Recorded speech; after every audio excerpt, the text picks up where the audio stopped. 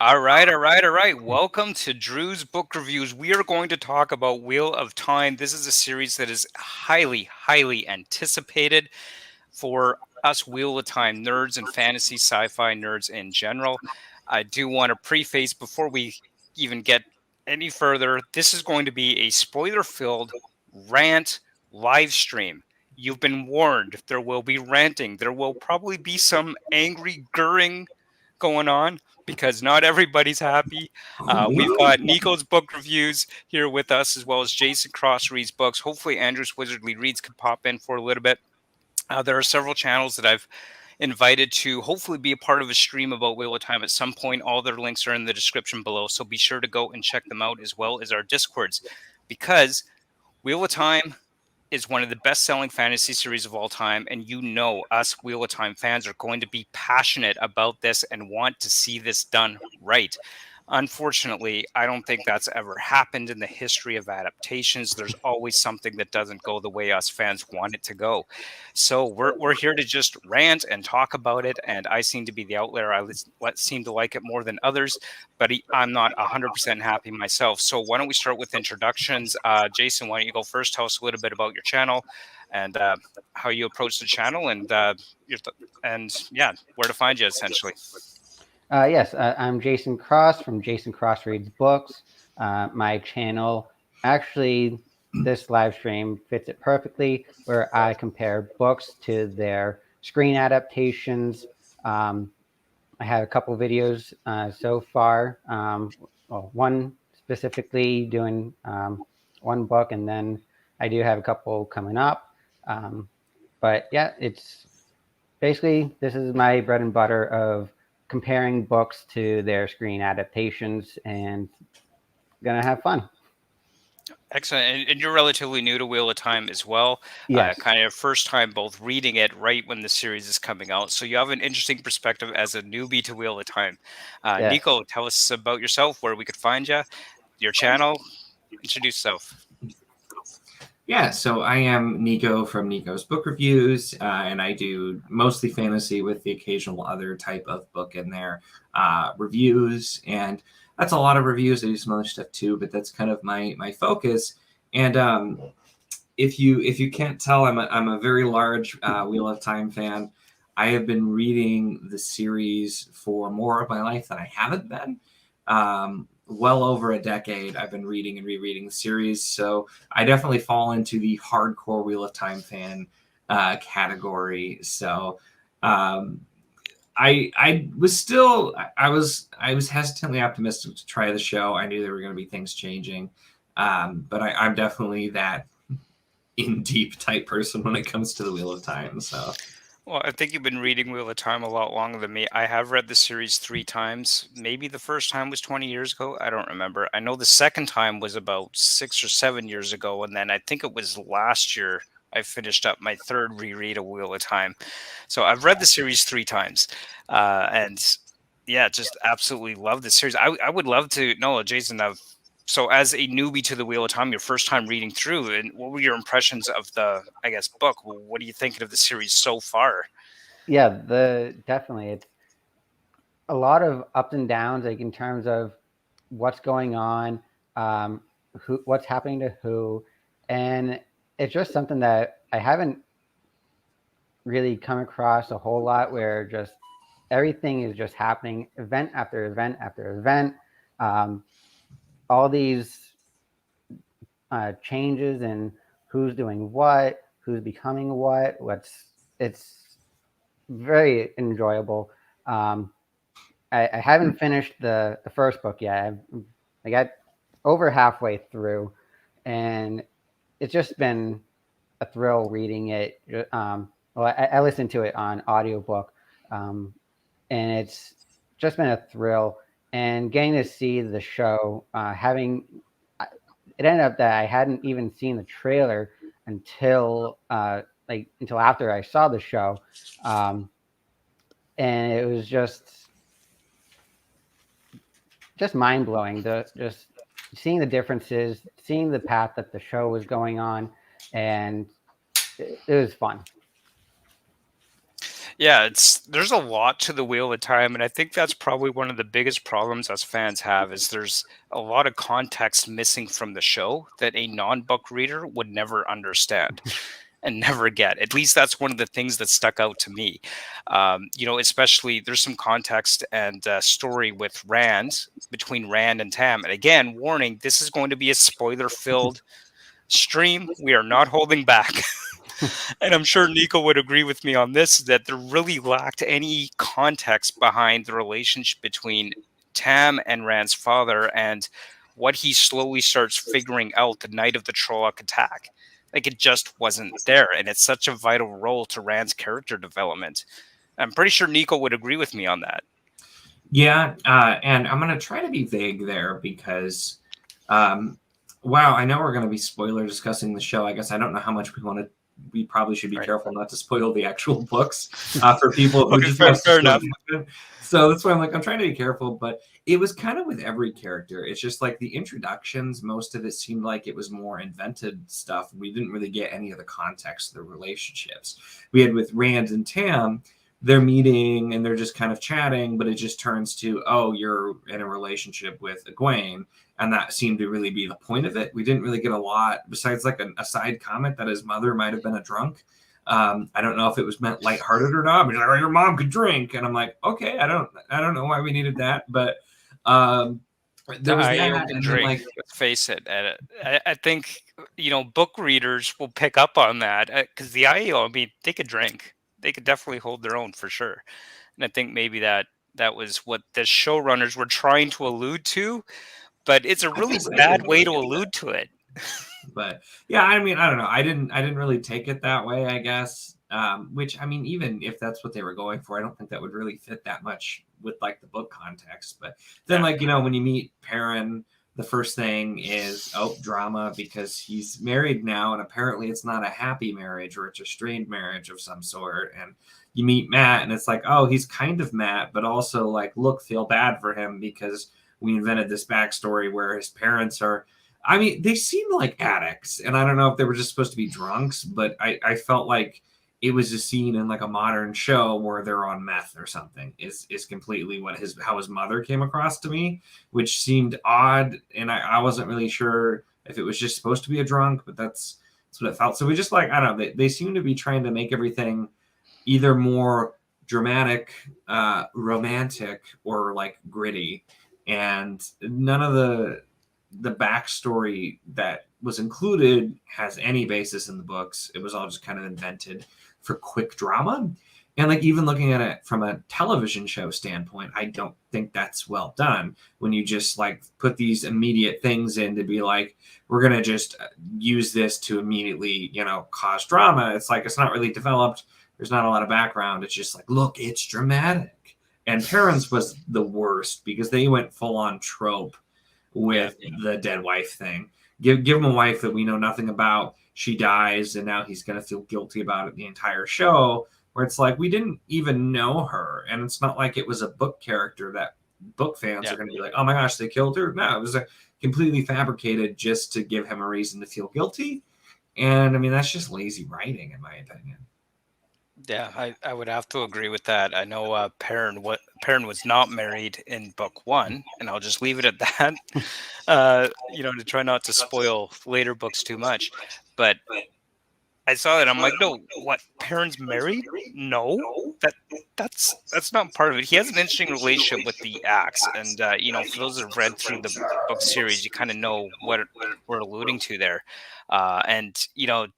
I guess Jason's a first-time reader of the books. Perrin's not married in the first book. I mean, what were your thoughts on coming to that and seeing Perrin married in the show when in the books we know he's not at that point? Like, how do you feel about them making that fundamental character setting change with Perrin? It's not one that I think should have been there personally. Yeah, that was definitely something that caught me off guard completely. It was just definitely, I from where I've read so far, he does have the kind of he's not really anguished about that, but like his relationship with his axe, where he gets the warning from one of the other characters, where if he ever does have like enjoys using the axe, that he should throw it away. But we're just so far what I'm seeing is just I'm not seeing that anguish with the axe. It's more so the angst of having lost his wife, and it's just changing from uh, one aspect to another. Of okay, he feels guilty about this, but I'm used to him being guilty about that, and it's a mind trip, definitely, where I just don't know what the motivation is anymore when I compare, like if you compare the motivation going into the book, you can understand one progression, but comparing that to the show, it's just okay. Now I don't know where things are going to go. It Yeah. it's definitely enjoyable where it does give that bit of unpredictability that you kind of lose if the show does uh, go to stay true to the source code word for word, um, and that unpredictability definitely helps, in my opinion. Yeah, well, we'll definitely have to see how well it progresses, and hopefully in a direction that starts to make people at least a little less unhappy about it. Andrew's Wizardly Reads, I'm so glad that you could join us. Why don't you quickly introduce yourself to everybody that's maybe watching now or on the replay, and tell us a little about where to find you and your channel. Sure. So I don't know about my audio quality. This is the first time I've ever joined a live show on my phone, so you'll have to forgive me if I just look weird. But yeah, I'm Andrew from Andrew's Wizardly Reads. I'm a huge Wheel of Time fan, much like Nico and Drew, and it's good to meet you, Jason. My channel's, of course, Andrew's Wizardly Reads, where I read fantasy and sci-fi. Awesomeness. Yes, all channels are linked below to a few different channels. I believe I also have Epic Tales and Bookish Chas linked there below. Hopefully we could have them on a stream about Wheel of Time at some point. On that note, we're probably not going to make weekly streams like I'd originally hoped, but hopefully we could get another stream set up at the end of the first season to kind of do a full season wrap up, which I think would be much easier to organize and better for everyone to work towards that, because it's not easy trying to organize a live stream with 6 different booktubers all being available at the same time. But yeah, definitely with whole Perrin's storyline, I will say this, that there was enough content in the books to develop that relationship with Perrin and his axe without having to invent a relationship that did not exist in the books whatsoever in order to have some kind of backstory to justify that whole relationship with his axe later on in the series. That whole idea of having to invent that to justify something that was already very well established and justified in the books was absolutely ridiculously stupid idea, in my humble opinion. It was completely unnecessary, I think. And apparently even Brandon Sanderson was against this idea and was overruled. He advised against doing that, and the showrunner said, no, we're going to do it. And I've actually had discussions in our Discord, in Nikos and I's Discord, regarding this issue of like, yeah, it's called fridging is basically what it is. Yeah. And it's just giving him some trauma to do a thing. The fridging isn't really important. It's the change, and the core of Perrin has been changed a little bit. Basically, Perrin was always the gentle giant. Yeah. In the book, he was very much. He knew he was strong because he as a younger kid, he had gotten into some scuffles and somebody got hurt. So he was always very careful with his strength, and he despised the axe because it was a form of harm, while he saw his hammer as a form of creation. And so making him hate his axe by, I don't know, are we full spoilers right now? Yes, we're full spoilers. Everyone was warned at the beginning of the show. I just wanted to make sure. Not sorry, the books, though. Yeah, Jason's still on book 1, so be vague about book spoilers. Yeah, full TV show first 3 episode spoilers, though. Okay, fair enough. It just changes Perrin in a fundamental way that I'm not sure Oh, and we lost it. Andrew's I was going to looking say, at I me. can continue with what he's saying probably Sure, pretty go ahead. well. But yeah, it does. It really does make a big change because, like, to begin with, Perrin was like hardcore axing that Trolloc and just looking like. I also think I know the reason they were making him look so quote unquote vicious in that scene. I can see what that's probably going to lead to in the show. But it really changes a lot about who the character is at their core. And just that was there were a lot of things like that where it was done for expediency. But I mean, for me at least, my core issue I keep coming back to is they absolutely had time to include the real scenes. They had a Yeah. lot of invented scenes that didn't really they made stuff that didn't do anything with the book. So like they had time, instead of having the made up stuff or having a long awkward romantic scene between Rand and Aguain, like why not establish the real stuff? But Andrew, I kind of kept talking for you just about how it changes the core character. My thumb really touched something on accident. Oh, It's all good. No, that relationship between Rand and Aguain. A lot of people they don't like that. I honestly didn't have a problem with that. I think I knew they were aging up the characters, and I fully expected that to be part of the show early on, versus much in some later context. But I did expect that from the start, realistically. So I actually didn't have too much of an issue with that relationship in the early onset of the show. Jason, like, what about yourself, being new to the series? How do you feel about that relationship being forefront at the beginning of the show? That wasn't there in the first books there. Yeah. Are you asking me? Or Oh, sorry, Jason. Okay, sorry. Yeah. Yeah. That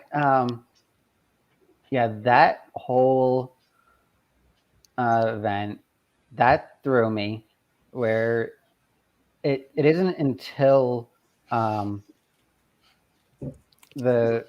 at least in the book, meeting Min, where she is able to say that, like, she confirms that Rand and Egwene like each other, but that there's going to be something that splits them, and it's seeing that it's, again, I'm going to use the term unconsummated love so far, because they're still young. They don't really know what they're going into in the book, but then it's like an existing relationship in the show. It's just brings another level of, okay, how is that going to get resolved in terms of what what I've read or listened to in the book and what's happening in the show. And that's another area where it's like, this will be interesting to see what happens and how far the show diverges from the book. Well, I'm really hoping it doesn't diverge any further than it already has. But honestly, I find that I'm really easy to please when it comes to adaptations, or at least it seems that way from what I've heard from all the other fans out there. Generally, as long as the storyline, overall plot line is the same, and by the same I mean you have the same basic plot, even if there are changes to how that plot's executed, and as long as the characters themselves are the same basic characters. Now, yeah, there are definitely some fundamental changes to characters. We've discussed Perrin a bit as an example of that. But overall, like, Perrin is still, I mean, if they'd made Matt the one with the wolves, that would have been absolutely horrible. I'm glad they didn't. But Perrin is still the wolf brother. We've seen a little bit of hints of that in the first few episodes. Matt's still the one doing dumb things like he did in Shatter Logith with the blade, which is a whole nother issue to discuss, right? Rand is still the Rand guy that we need him to be so far. I haven't seen too much diversion on that. On that point, I strongly disagree. There's been a small change that no one, I think, has picked up on yet, or that I haven't seen talked about yet. Specifically, the fact that there's no weapons training going on. None whatsoever. Perrin just picks up an axe, and he knows how to use an axe. Rand has yet to lay hands and draw a blade.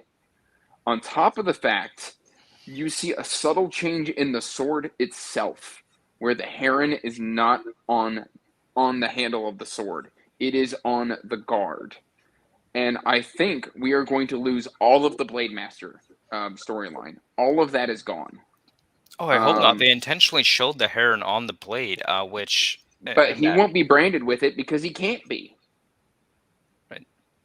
Yes, Yeah, there is that. I didn't even think of that. You know, but I know that, like, when they showed the heron, and my first thought was, well, they're doing that for the fans. If you haven't read the book, you don't have a clue what that means. They did it so cheesily, though. Yeah, with the heron exactly. stuff. It's like, hey, fans, look, it's the heron. Yeah, it's like, yeah, zooms in there's on one thing that's sort of from the books, but yeah, no, in my now deleted and never to be unearthed commentary on the whole episode, I did bring that up where I'm like, why does pretty much every random person in the Two Rivers know how to fight well? Because Perrin definitely It's the looked blood like of Manetheren. Come on, right? But like, No, I mean, but they fought with it makes a lot of pitchforks. sense. They fought with so like farming instruments. most of the rest of the villagers did, but yeah, Perrin like picked up the axe and like was like taking care of business, and Layla, his wife, seemed to as well. And you know, with Tam, obviously it makes a little bit more sense. And then when they started having the villagers, you know, actually fight like that, but we showed a couple people who just looked like they already knew how to fight for no apparent reason. And you know, it seemed like it was a normal thing. And even for like Rand, when he kills the Trolloc, who was not Narg, and that's a whole nother thing. Granted, I knew they were going to cut that out. I knew from the start that we weren't going to see the whole Narg thing, which is probably okay. Like even killing that, it was like it was nothing. Like it wasn't like, oh my gosh, I just killed something. It was just he seemed more competent than really should be. So I think we're just going to be expected to believe that they know how to use their weapons already, is where it seems to be going.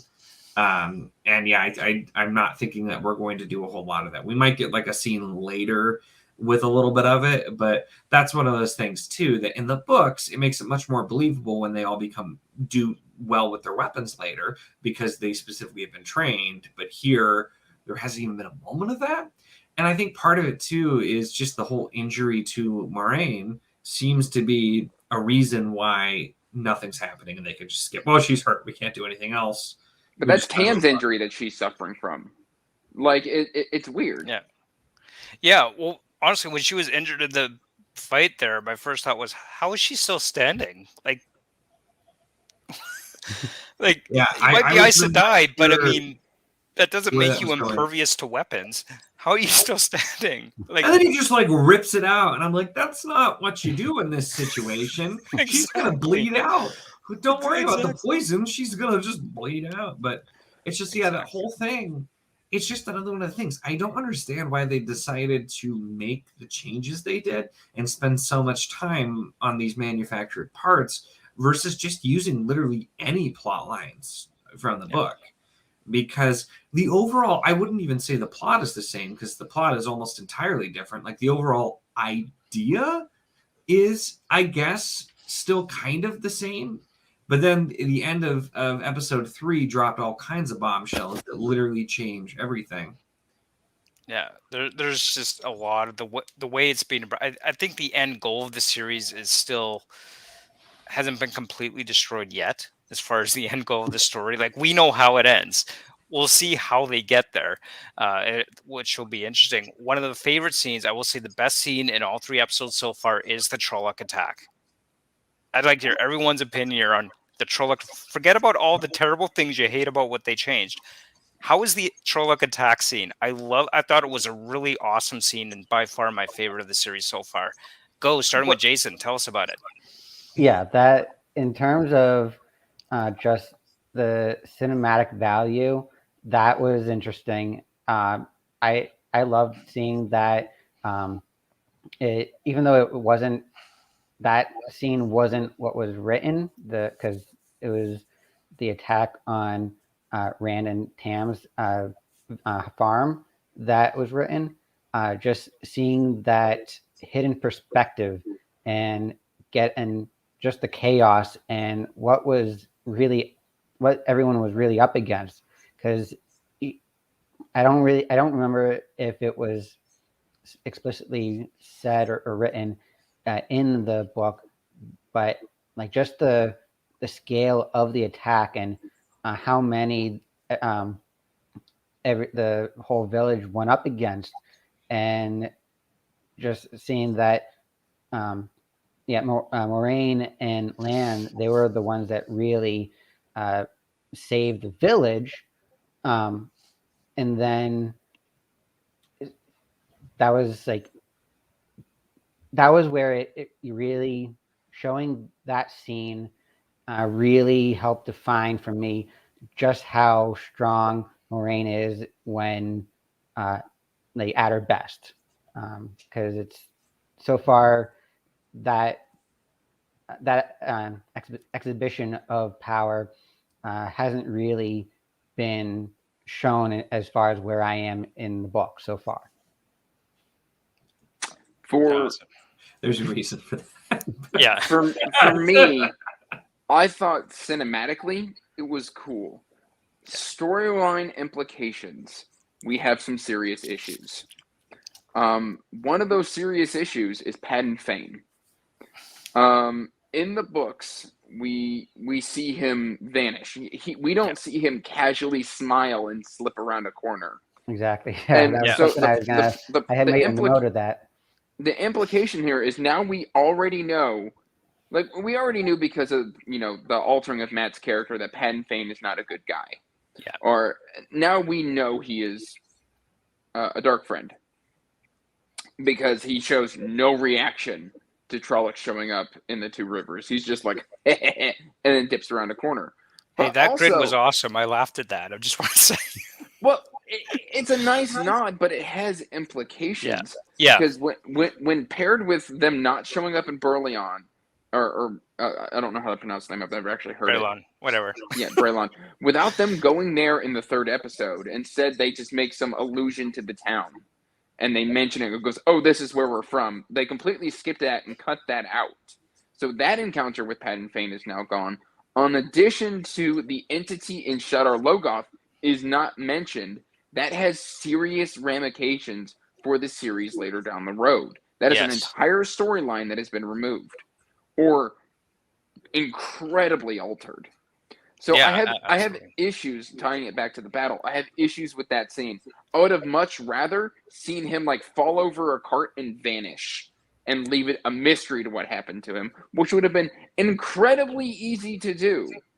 I also had major issues with Matt running after the sisters. Like I appreciate Matt searching for his sisters. Why not crawl into the hole with them? Like, no, come out into the chaos with me so you can potentially get slaughtered so we can run to the woods. Like, you had this amazing hiding spot. You should leave that. And just really quick, because that was the line. He takes them out of this fantastic hiding spot and says, do you remember when we play hide and seek? And I'm like, well, they clearly do. They were winning.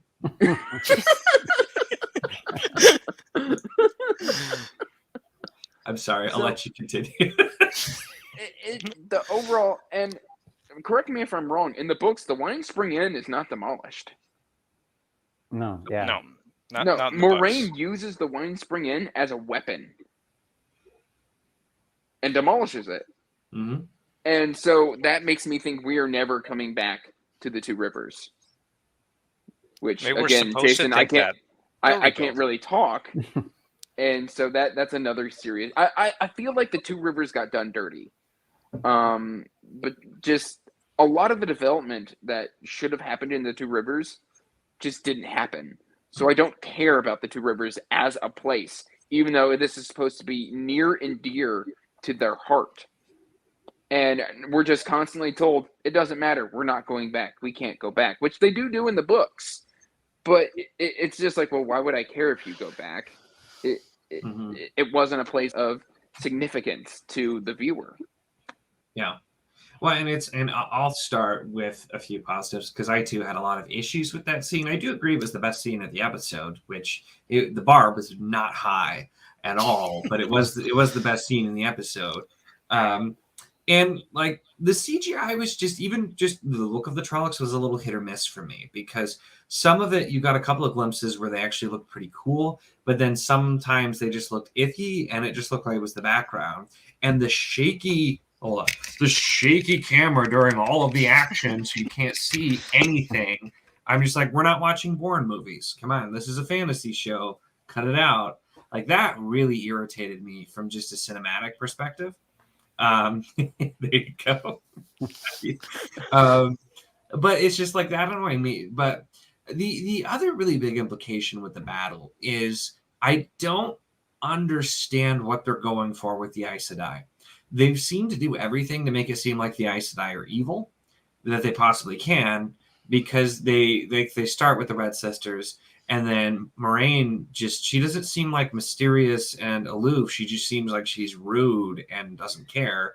And like they have Moraine and Lan specifically know they're going to be attacked, be completely aware of it, but still not show up to help until like half the village has been slaughtered, presumably. Like that just seemed a weird way, the way they did it, instead of like already being there and realizing the dangers there. They're like, oh no, this is definitely going to happen. We should probably get out of here and leave them all to die. But it just didn't make a lot of sense to me. But then, yeah, it's just like the little things in there too. And then we get the fake death with Nynaeve, which was just unneeded. But the thing is, it's like, what has Nynaeve done that anybody should feel bad? Like if she dies, she hadn't been shown to be a main character yet at all. She hadn't really done anything. She was referred to as the Wisdom, but the show doesn't tell you what that means. It basically says she's supposed to be some sort of leader, because Moraine just straight up has that expository conversation in the sacred pool, which is another problem. Yeah, it's just like why do we care that she was dragged away? Like she's just another villager at that point. She hadn't really done anything. And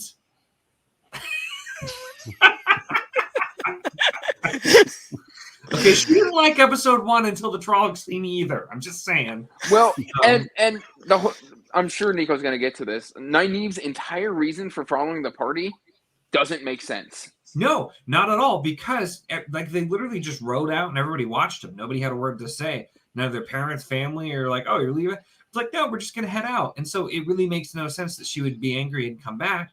She hasn't been that character, and they don't have the reason of being young and like sneaking away anymore. Like that change makes huge plot holes. Why on earth would she be angry and follow them? Their own parents and families and everybody else in the town. Nobody cared at all that they left. So why is she mad and following them? And where is that attitude coming from? Because she certainly hasn't displayed it at all. And I'm shifting away from the battle now, and it's the way it's happening. I was last anyway. Sorry. It's other stuff I wanted to talk about, so you're totally fine. But so like the thing too, with just like the town felt so off. It didn't feel like the Two Rivers. It felt like, miscellaneous town on the road in some other series that will not be named. Like we open up in the inn, everybody's like drinking, getting drunk, having fun, breaking stuff. There's young people having relations outside of wedlock. Like Nynaeve would have been all over that, like whipping people in the head with a stick for acting like that. But that whole character's gone. But then all of a sudden she's suddenly badass now when she catches up to them, and we're just supposed to be like, oh, okay, for some reason she's here. I don't understand how we're supposed to make that leap in logic if you're just watching the show.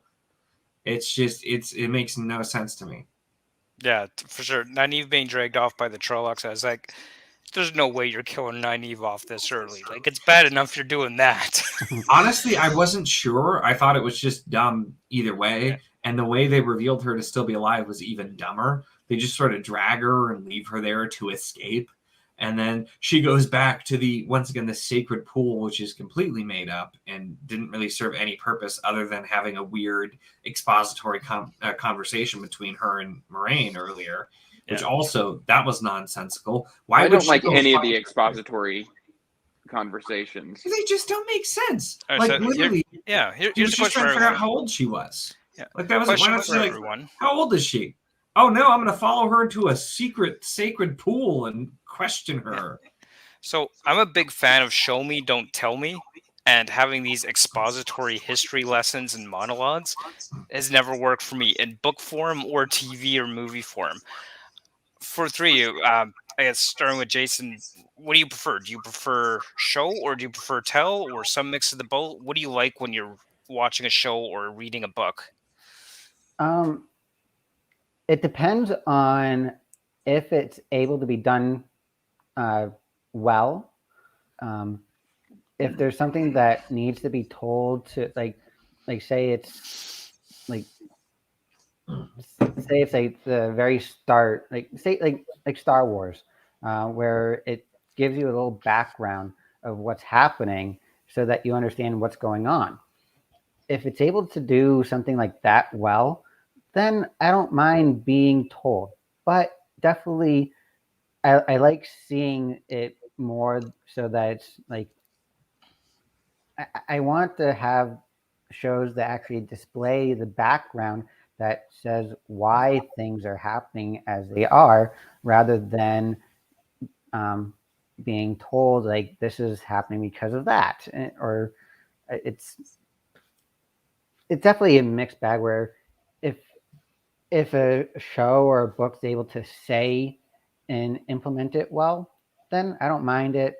But I do prefer like seeing it rather than telling.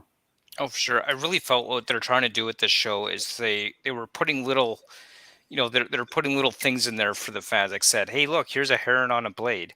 Hey, look, here's Matt's little dagger. They're putting little things for the book fans in there just to say, hey, look what we did. That the fans will understand the context behind those particular items and things in the show. And then they're doing these expository monologues to explain the history of this world to the non-book reader. It's like they're trying to put a mix in there of both, and it's just not being that cohesive and working that well. And one thing, I just filmed a video on my first thoughts this morning, which I hope to have out by Tuesday. But one of the things I said in there is like, I think the show would have been so much better personally if we had opened with the breaking of the world in Lews Therin, what we see at the beginning, which is establishing that history right away with this world, and then cutting over to present day Two Rivers and kind of going from there. I would have liked to have seen that in the show, and I know that they cut that out. I don't remember what their rationale for not including that was, but that would have been far better to me than to listening Moraine explain this history, because you'd be showing us what happened.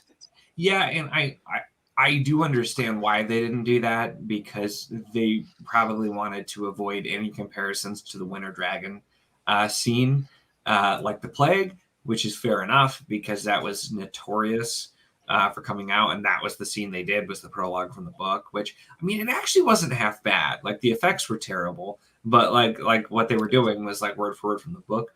But that's where I think too, like, it would have been better served by having a short opening sequence similar to what they did with the monologue, which I had a lot of problems with the monologue for many reasons at the beginning. But doing a little bit longer and doing a little bit of an introduction there, doing a voiceover explaining what happened, just giving just a little bit more instead of kind of trying to do it later. And when you have something like this, there is so much detail, you're not going to be able to include everything, and at points you are going to have to kind of give some background. But it's the way they're choosing to do it sometimes is what I don't think works that well. Because like there were a few scenes where like I didn't agree with the lines, but there were a few scenes where like people were sitting around like gossiping, and that's how you find out little things about the world. Like, oh, did you hear? There's a war in Gildan, and soldiers are coming through, or like they're cleaning up the inn and they're talking about like Aes Sedai and like stuff like that. Like people just kind of chatting. That gave you a little bit of exposition about what's supposed to be going on in the world, even though a lot of it didn't make sense from a book perspective. That worked fine, but we're writing randomly and just decide to sing a song, and you just happen to have an info dump that goes with that. That didn't work so well. Yeah. Also, that was a weird choice for something to do such a big info dump on, because it's relevant to the books, and that was actually one of the very few things that was nearly word for word from the books. But like of all the things you could have included that I feel like would have been more helpful, that was not one of them. That was history.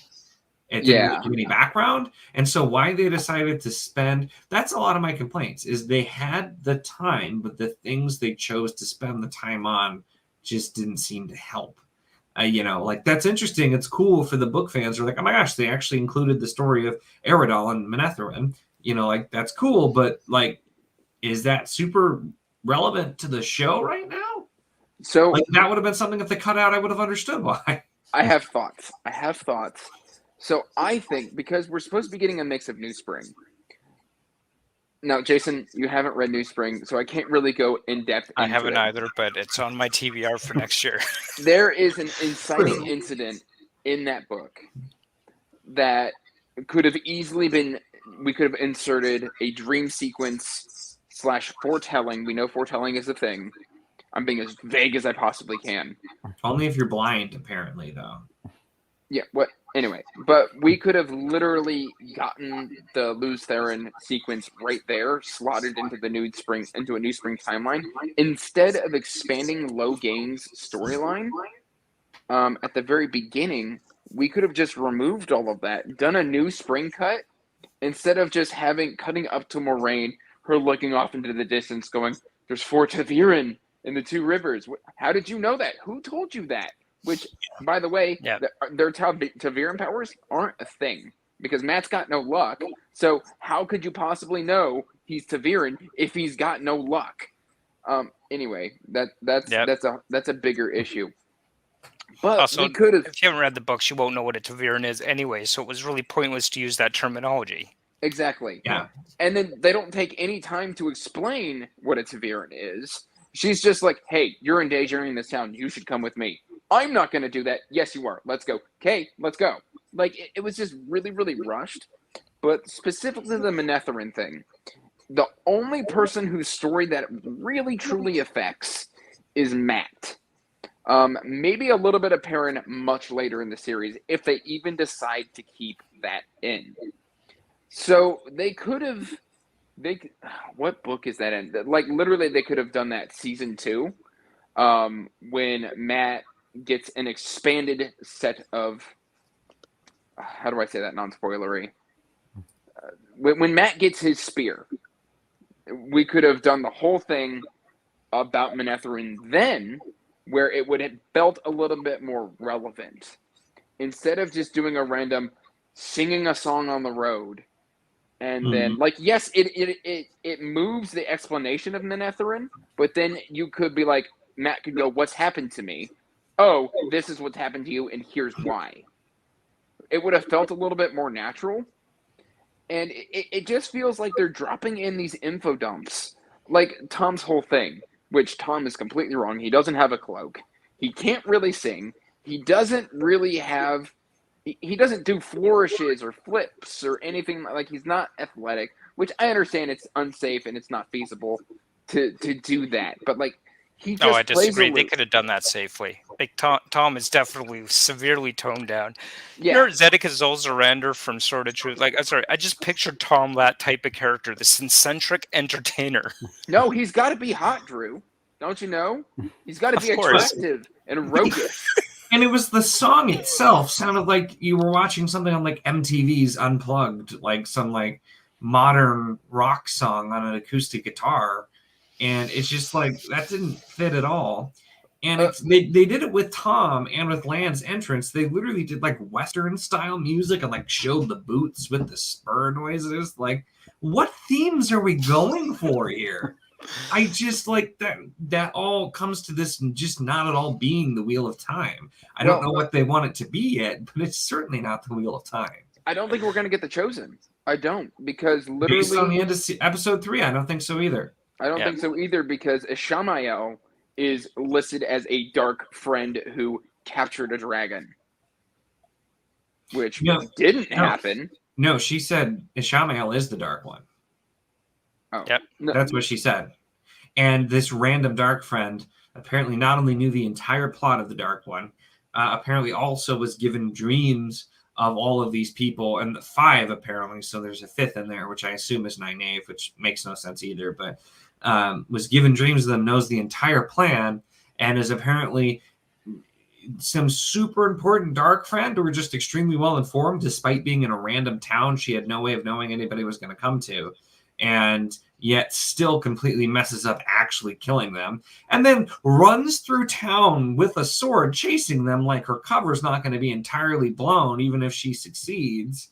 It's just that's what wrote it. Like 2 and 3 had some moments that were okay. That whole end scene with the Dark Friend just destroyed any goodwill they had built for fleeting moments with me, because not only was it just like not good as just a TV show perspective, it was silly and just didn't seem to fit at all. But it just like, it also completely changed the whole end game of the series and completely changed the lore almost entirely at that point, with everything to do with the dark. Yeah, for sure. And do you have any thoughts on that, Jason? Yeah, it was definitely where that was an area where it did compress a lot of individual events into one sequence, where she locks him in the room, and it's like an iron door or iron supported door, and he's just able to bust it down with his shoulder. That if that's showing his growing power, then it's just a completely different event where it was another in the book, just a whole different person, another dark friend instead of the innkeeper. It was just a whole lot of, okay, what's going on now? It's just starting to like confusion after confusion, but it's enjoyable, but definitely seeing the flaws of the choices of, as you were saying, like the whole running through and like looking like an expert runner in a dress with a sword, like heel boots, I think, and just like running like RoboCop or something, just like perfectly in line. It reminded me of Terminator 3 running. That is such a great description. Oh my god. It's just, yeah, I mean, I hear you on that. Like everything with this, half the problem is all of us are coming into us having read the book. So we have an understanding of the deeper myth and lore and background and history behind this world that's been created. So we see all these flaws in it and the way it's presented, and it can drive us up the wall. And I'm definitely more generous with it than either Nico or Andrew. But then if I had never read the books, I would be so confused by so much of what was said. I'd be thinking, what's a tavern? And when they flashed the little heron, I'd be like, why are you flashing this bird? So what? It's a nice decoration. Who cares? Like, I wouldn't know what any of this means. I'd have no concept that Tom Maryland is not what he's supposed to be. I'd just be like, okay, he's just he's not even where he's supposed to be. Yeah, exactly. He's not where he's supposed to be. But I would just see him as like, oh, he's just some, rough cowboy-like singer. Like Nick said, what is this, a Western? And he literally played Western music when he was sneaking up on Matt. They literally did. And when Land was walking in with his boots, they played like a little like Western thing where he's walking into the saloon and he's the hooded string. I was expecting a wah, wah, doo. Well, and Tom gives a kernel of like fatherly advice to Matt, and he's like, "Here's your lesson," and that's kind of Tom's whole thing in the books. Tom is the one to teach them the ways of the world, while Lan teaches them how to fight. Yeah. Although I will say I did like Lan and Maraine's relationship, like how they portrayed that. I'm probably on the outside here, but I do think that bond, that the Water Aes Sedai bond, did come through effectively between those two without an exposition necessary. They just definitely seem to have a bond there. See that in the battle scene where Lan is always in the right place to defend Moraine. Yeah. I did like that. The whole bath scene, I didn't care. I didn't need it. It didn't. I don't agree that it had romantic implications because they don't act romantic towards each other. He's just like, hey, this water's a little cold. Heat it up. Well, to me, it did seem like they were implying romantic intent because he just that's a Borderland custom. But see, and that's the thing though. But is it going to be in the show? Because We know that later on, which also is reasons why that scene didn't fit in the Two Rivers at all. It would have never happened there. She even says, I'm surprised they have this. And I yelled, because they wouldn't have it. It would be completely unheard of for them. But even besides that, it's just like, we don't know that that's a custom. So if you're just watching the show, if you're just watching the show, you clearly are going to see romantic intent there. He just slowly, completely new, just stands in front of her and then sits down. And he's like, it could be warmer. And she gets like this sultry look and caresses the water to heat it up. Like, I mean, they clearly were showing romantic intent, which just kind of cheapens, I think, their actual relationship from the books, because it was never that at all. Yeah, it was always platonic. But it's just characters also. It's not even like Moraine giving the info depths. You keep having characters who seem to know things they shouldn't know and be familiar with things. Like, well, they should have known who the Tinkers were and what a Dark Friend was. Yeah, they don't know really obvious things that they would know. You got it, Alex. That lingering shot. I'm pretty sure my wife appreciated it. But also, in case you're wondering, my wife's other hottest characters are Matt and Aram. So, Aram is supposed to be a pretty boy. I looked over. I'm like, you think he's hot, don't you? And she just smiled. I'm like, well, at least you're supposed to. That fits with the character. What? Not Tom? I do have to go soon, and there's one thing that I want to talk about before I'll continue later. You go ahead. And that's about is it Aguain or Aguain? Anyway, you know what I'm talking about. Yeah. I commented on the breakdown video that Daniel Green did for episode 1. And we were specifically talking about there being 4 to 5 ta'veren.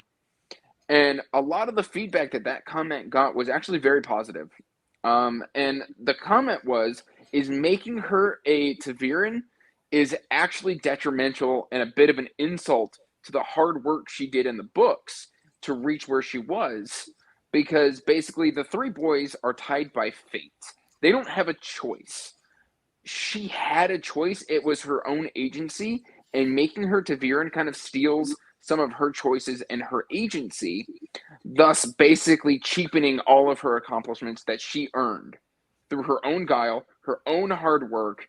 And I mean, yes, she was swept up in their tide, but she still fought against it and rose up to reach her heights. And so making her a ta'veren isn't a good thing. It actually cheapens her achievements later on in the series. Well, I agree. That's a perspective I never thought of, but I'm holding off final judgment till we see how the series actually progresses. And unless it gets like really bad for me, I am going to watch every season. I'm going to keep watching. I have to. I honestly don't know if I'm going to want to watch past season 1. I probably will only watch if my wife is interested, because I'm not invested at all, besides being angry. And even that's just, I'm kind of resigned to it. But I think the bigger problem with the 4 ta'veren thing is, once again, it's a complete departure from lore. And I know, like, we were going back and forth in Discord, and some people said, I don't see why it's that big of a deal. It really is a huge deal, because presumably, based on what we've already seen, we've had the implications that channeling the male half of the one power does make you go mad. But that's the whole point, is the Dragon Reborn is supposed to be a male who can channel, which is like the most dangerous thing. The person who could either save or break the world. And if there's a possibility that person is female, well, then there's literally no tension. Like, oh, you're female. You're not going to go crazy. You're fine. We'll just collect you and bring you to the White Tower and train you to be an Aes Sedai anyway, and then we're good. Yep. Like, all of the end of the world tension is just absolutely gone for that exact reason. And that's why it really just doesn't make sense.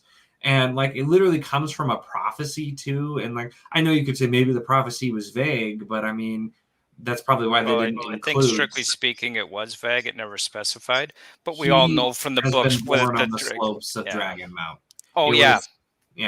I mean, it was specific enough, which they seem to in the show change what the prophecy was, or where it came from to an extent. But it's just, that's the thing. Even that, which it just seems like they're trying to be it's inclusive. It's not just a male chosen one necessarily. It could be a female, but that just completely changes so much. What's the risk if you have a female dragon? What's the risk? I mean, it just takes away so much of the implication. Yeah, I mean, I have to agree with that. That having a suggesting it's male or female, and I think there was the one prophecy that he was born on the slopes of Dragamount, but I think a lot of the other prophecies from other cultures were pretty vague on whether it was male or female. But yeah, there is that one that you mentioned. I think you've probably read the Wheel of Time a lot more than me. I have read it 3 times, but it sounds like you've probably read it 20. But It's like at least a dozen. I mean, Yeah. but yeah. yeah, I mean, as far as having those multiple Taviran, we know that Rand, Matt, and Perrin are Taviran, and Aguain never was. I guess, Jay's like, how are you thinking about that as kind of the newbie to Wheel of Time? Your thoughts on the show suggesting that there is more than just Rand, Rand, Matt, and Perrin That's what they're as doing Taviran. season 2. Matt and Perrin are going to become the same person called Pat. There you go.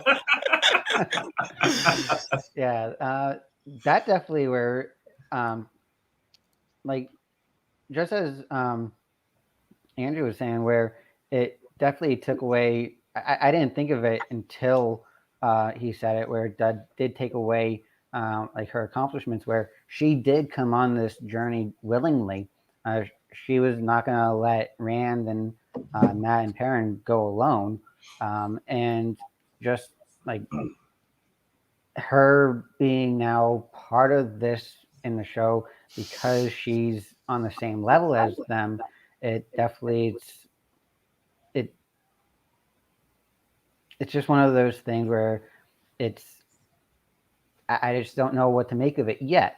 And just as like when Andrew was saying that it took away her accomplishments, it's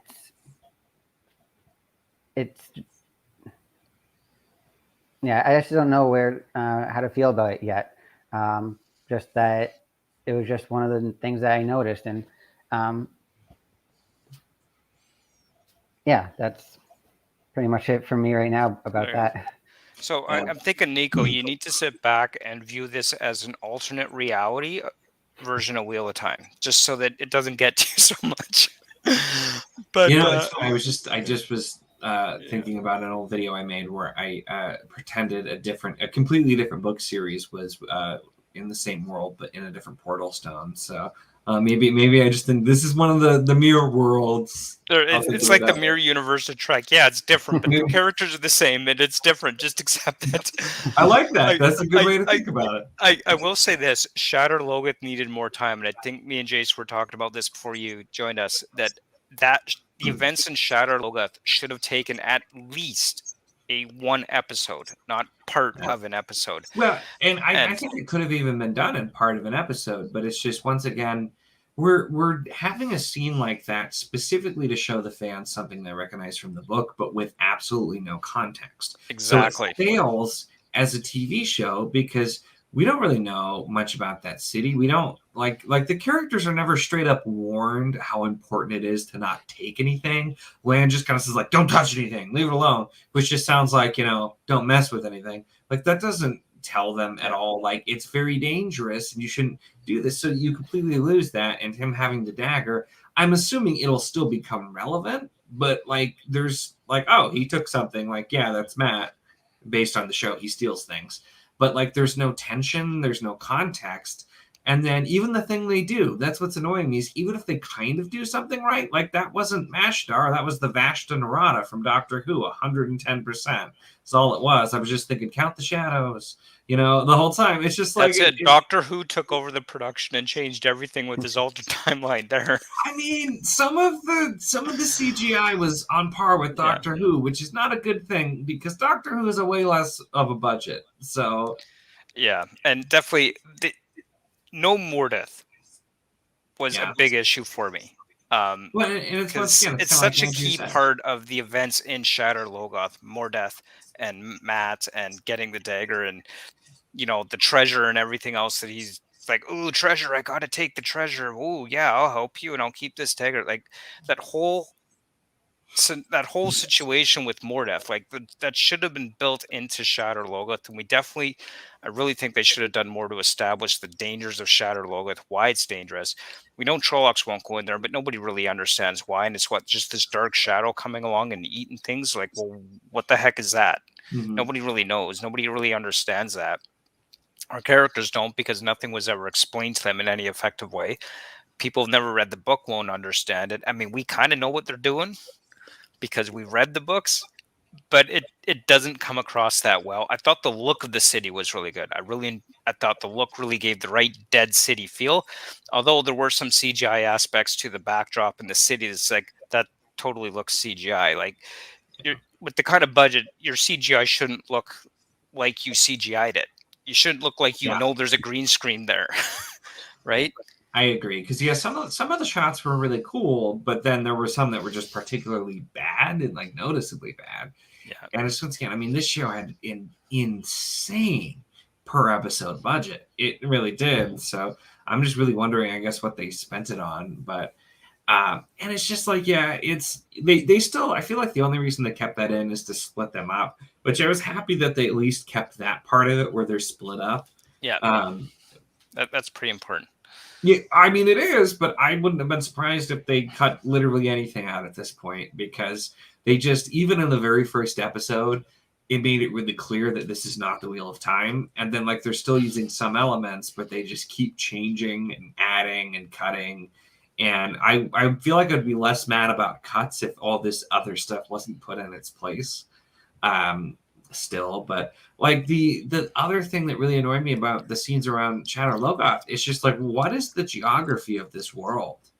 Like, I don't understand, because they've really changed the landscape completely. And I get some of that might be down to filming, but like the two rivers being like straight up in the mountains wasn't the same. Terran Ferry apparently is on the way south to Gildan, which is completely different from what any map of the Wheel of Time was. They're in Shatter Logoth, but then they're just outside of it. And for one, it looked like it was surrounded by, if not the ocean, a massive, massive lake. Yeah. It didn't look like it was just a river. And then like they're looking for the others, and they're like in mountains again. But then the other people are on like dusty plains. It's just like, what is the geography here? What is the landscape? It just seems so random, and I don't understand where they're going. Or that's the other thing. I was unimpressed by the Tinkers. I mean, we didn't spend a lot of time with them, but I don't know. Like that part actually seemed somewhat book related. But once again, the fact that they have no idea what Tinkers or Dark Friends are, but yet they know. Oh, that's what I was saying earlier, but when I let Andrew continue, characters just seem to know a lot of things they shouldn't, and then they don't know things that seem like they'd be really obvious in the world. Like, I mean, even with the two rivers being isolated, that's the thing. Everything else they said about the two rivers made it sound like it was not nearly as isolated as it is in the books, but they don't know about Tinkers who travel around. Even the isolated two rivers knew about that and knew about Dark Friends, but they know specifics like Moraine quizzes Elaine on the oaths and Aes Sedai takes, which she really has no reason to know. And like people not understanding those oaths are a huge plot point in the book as well. Nynaeve literally says something about how she's familiar with how the Aes Sedai water bond works, and that Lan's going to feel what she does to Moraine. Like, why on earth would she know that detail? Like, that doesn't make any sense. Like, they just seem to kind of know random things. And it's just a bit strange. And then they just don't know other things. So it just feels like if we need to exposit information, we're just going to have you know it, whoever you are, whether or not it makes sense. And then if we want to have somebody else exposit information, we're just going to make you have no idea what they're talking about, so that we can have them do it. And yeah, no, fair enough, for sure. I don't think we quite touched on Perrin and the Wolves yet. That we saw that aspect within the show. I was really hoping that we would start to see, when the wolves showed up in Perrin, we'd start to see some communication between Perrin and the wolves, and kind of a verbal in the mind type of communication, but I didn't really see that happen yet. I'm hoping we see that develop later on, however. And that scene where the wolf comes up and just starts licking his Perrin's wounds was just like, I'm not sure how I feel about that. It's like, yeah, he's injured, Perrin, I mean, the look on Perrin's face was like, oh crap, the wolf's going to eat me. Like I could see that kind of came across, but it's not really how I interpreted his first meeting with the wolves. Jay, I think you said you're on chapter 33, the Eye of the World. So Yeah. you should. I'm pretty sure that you would have come to that point. And, Yeah, I'm at that point. I passed it. So yeah, he's where I am. They've already parted ways with the Tinkers, and just having that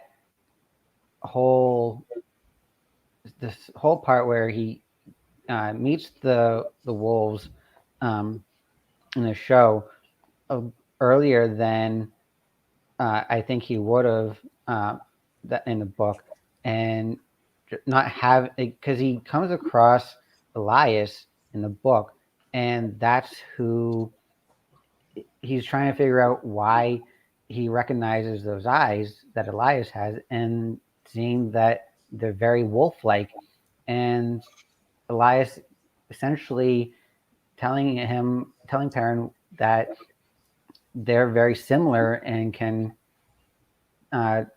interact with wolves. That having him find that out on his own, that's something that, how is he supposed to know that if he's like, it is something that in terms of the show, is it the wolves that are forcing thoughts onto him, or is he somehow opening himself up to the wolf's thoughts, or vice versa? It's like, is he somehow just sending thoughts all willy-nilly, and whatever wolf is nearby is picking up on them? It's just something that it's not very clear. And yeah. I kind of got the sense that he knew that there was something weird going on between the wolves and himself. I kind of got that sense, but he wasn't understanding it. Like, he saw the wolves. He definitely got the sense it's like, okay, this is kind of creepy, and yet something different is happening here. And I kind of got that sense from the way his character was portrayed in those scenes. But Elias, whatever, he has not showed up yet. And I am really hoping that he's not cut. But I'm on board with Nico here, that I kind of get the feeling that Elias, I can never pronounce it right. I always said Elias too. I think Elias is correct. I've been trying so hard to pronounce names correctly for this stream instead of how I pronounce them. So yeah, but I get the feeling he'll be I read this series when I was 11 for the first time, and I still pronounce the names the same way. They are seared in my brain. So yep, there you go.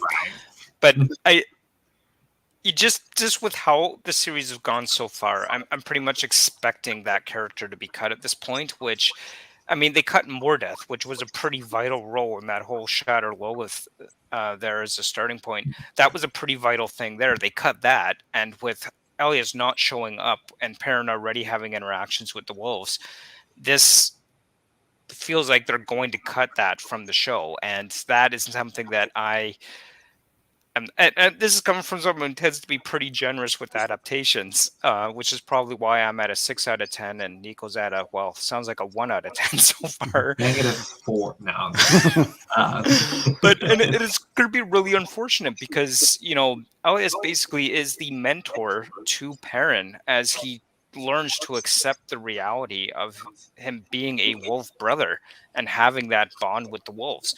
And to have that him figure it out without that leadership, that guide, and that mentor, like, this is the ongoing struggle for Perrin throughout the entire series.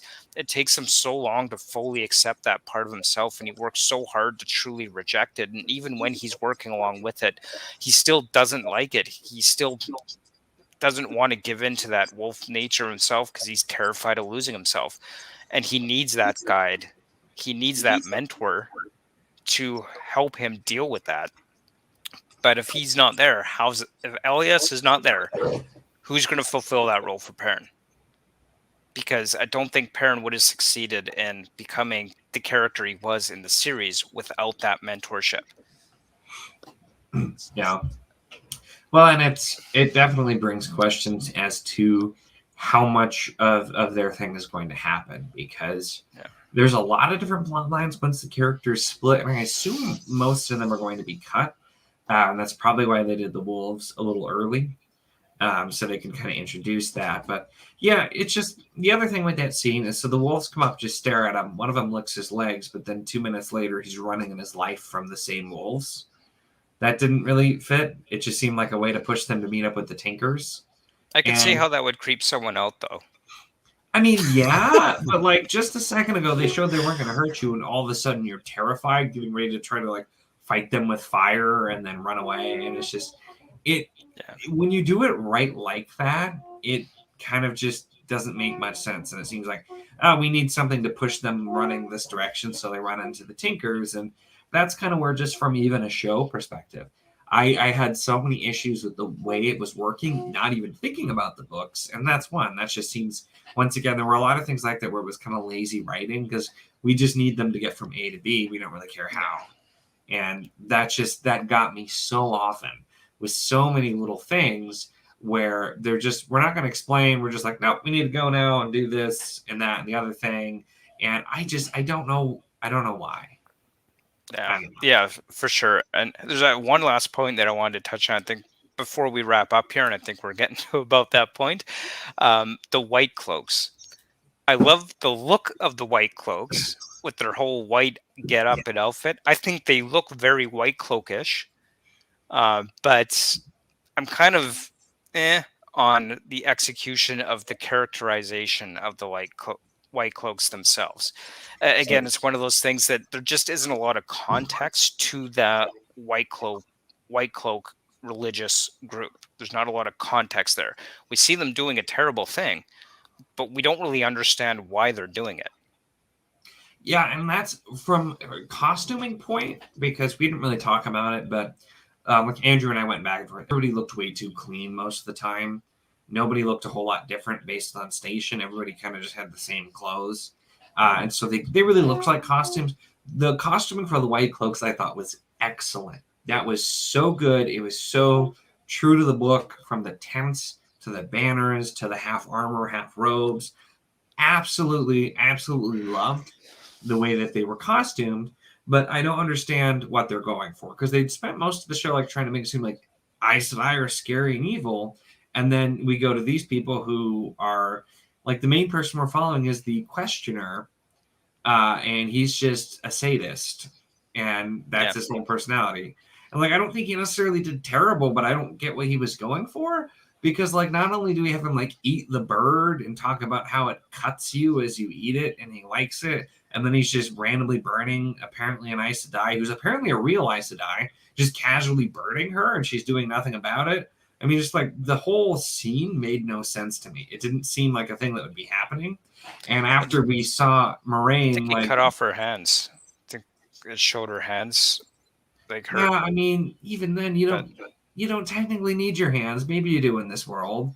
Like, I know it showed it, but we just saw Moraine doing all kinds of things that she would not have been able to do in the books, showing like all powerful. And then a second later, a bunch of guys with swords captured and burned. And it's just, I feel like we're getting a lot of conflicting information, and we're supposed to be like scared of them. But that's the thing. Even that doesn't work, because the captain even told her, like, that looks bad. You should go find one of them Aes Sedai, even though we murder them, because they'll heal you. And it's just like, so like, he's okay. And it's actually kind of nice. And it's just the questioner that's bad. It's like, it just is inconsistent. And it just doesn't seem like something that the White Cloaks would do. Like, their whole thing is they're zealots, and even though it's still basically religious zealotry, but they're zealots, but they like, all we saw is the sadist, and everybody else is okay with it, and it was just weird. And like, he contradicts, like, the captain's like, light be with you, and he's like, light doesn't need instruction, and I'm just like, What are you trying to convey here? I was really confused. It opened and I'm like, oh my gosh, this looks so good. And then people started talking and I'm like, I am confused again. I don't know. Yeah, exactly. And Jason, for you, like your impressions of the White Cloaks, I mean, sounds like we both agree the costuming was spot on and really good, but the characterization was poor there. For yourself, White Cloaks, what did you think of them? Yeah, when I got to my perception of them in the book is that they're very similar in terms of to like Spanish Inquisition, and I really got that feel during the show as well, and I haven't really come like the where I am so far. The questioner has only been mentioned by the Lord Captain, and um, like he's sure they're like they are zealots, but it's when they're in the, the first part where they're first mentioned at Barelon, it's they're just like trying to pick any fight to that they can, and just riling up trouble. And then where the second part, which is with when they interact with Perrin and Egwene, it's just a whole different. I might be a different platoon or something of the White Cloaks, but it's definitely a different feel. Also, like a lot of the zealots, but the Lord Captain, it definitely tones it down, but still threatening with like, oh, you'll better get your story straight before we meet the questioner. And I, both the book and the show really had that that excuse me, that Spanish Inquisition feel, but still not sure how to really feel about them in terms of the questioner so far. Yeah, fair enough. And I do think the show has a lot of potential. And even you, Nico, have agreed that each episode has gotten slightly better. So I'm really hoping yeah, slightly. So I'm hoping by the end of the season, Nico will be at a place where he could say, it's not a 2 out of 10 now or a 1 out of 10. It's now a 4 out of 10. And, for We'll myself, see. I'm kind of sitting at a 6 out of 10 right now. As far as the show goes, I am enjoying it, but I know I've tend to be a bit generous with adaptations and my impressions of them. I tend to, like I mentioned, I tend to try and view it as an alternate reality version of the show or of the books and just enjoy it for what it is without getting too hung up on the differences. Few things certainly bother me in the show that just weren't there, and there's probably going to be a lot more coming down the road.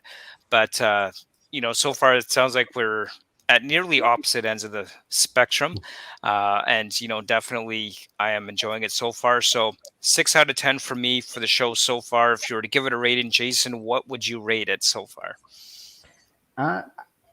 I'd say probably a 7. Again, I'm rating it on more of itself as a separate entity from the book. If I'm rating it as the direct adaptation, I'd be doing more of a 5. And for you, Nico, what number would you give it out of 10? Yeah, I probably am in the 1-2 type range, just because as an adaptation, hate it completely. As a show, there have been some parts that were good, but even there, I have a ton of problems with it. I'm hoping it's just kind of rough because they are getting up to it. But I don't know. So that's where I want to see it, if it at least as a television show gets better. But I've already given it up on. I'm not considering this the Wheel of Time. I'm considering this maybe a slightly Wheel of Time-esque show at this point. It's a good way to look at it. That's really all I can do, because it's not the Wheel of Time, and it's just going to make me angry if I keep watching it and trying to think about that. So I'm just trying to consider it. It's all right. That is a good point, though. We didn't talk about casting, but yeah, I would so say we do have a question. Really. Is the Char casting from the TV show accurate to the books? Says Buckstar. I'm not sure what you mean by char casting. Character. Oh, character, right? Of course, character. Short for character. The characters are definitely different. I don't think the look of the characters is bad. Personally, I think some characters were cast really well. Moraine, for example, I think Rand's got the look that I would expect from Rand. I do like that. As far as that goes, both Aguain and Nynaeve, I think, definitely have the looks about them. Characters seem to be half right. Half of them are good, decent. The other half are not so great as far as results. It's hard. It's hard to answer the question though too, because I mean, but based on look, almost none of them are even close to accurate. Which you're not going to get people who look exactly like the book characters. So I wasn't really looking for that. There were a few like Rand with the red hair was accurate. Perrin technically has a beard, so that's kind of there and is kind of a bigger guy. Like Moraine, I think is great, except she's like a foot too tall. But once again, like not super big deal.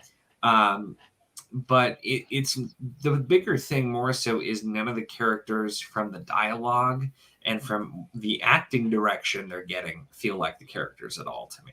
So that's where it's really hard to tell if they're a good fit for the role, because the role that they're acting in is not the role that's in the books in most cases. That could definitely be hard. Well, I will say, getting to about time to wrap things up here, I think that it's been a wonderful, lively, entertaining discussion. I love having viewpoints that are almost so opposite to mine in some areas. It's good to have that discussion. I think all Wheel of Time fans could agree that Wheel of Time on Prime is a big deal. Whether that's a big deal, meaning this is bad big deal, or this is good big deal, I think we could all agree that, this is a big deal for fantasy fans, this show being out, regardless of how you personally feel about it. And I know I'm certainly going to continue to enjoy it. And like I said, like, comment, subscribe, check out the Discords linked in the description to this video, check out the channels linked in the description to this video, because everybody here, Nico, Jason Cross, Andrew's Wizardly Reads, who was with us earlier, as well as Bookish Chas and Epic Tales is also linked below. Hopefully they'll be able to join us on the next stream, whenever that ends up being. And it's great having this conversation. So thank you guys for joining me on this discussion. It's been really great. I've been really excited for this show. And any final thoughts before we sign off here? This has been fun. So thank you very much for hosting. You're very welcome. I do think it worked well, because that's why you probably didn't need me and Andrew. We were complaining about most of the same things. We complained back and forth to each other a lot over voice chat too, as like the night of. But we had like a sliding scale, because we had Drew, who were enjoying it a fair amount. This still read a few times. Jason, who you really new to it, so you're kind of feeling out both. And then me. So I think it worked out really nice with the very differing viewpoints and point and counterpoints. So this was a really fun stream. Good discussion. Yeah, you bet. At this point, the plan is to hopefully get another stream up and running probably early January, because let's face it, the last episode's Christmas Eve, and it's just going to be too much at that time to get everyone together. So hopefully stay tuned, subscribe to all of our channels, because I don't know if I'll be hosting again or one of these other wonderful channels, but we hope to do another stream in early January to wrap up the season. Thanks all for joining. And, until next time, keep on reading. Bye.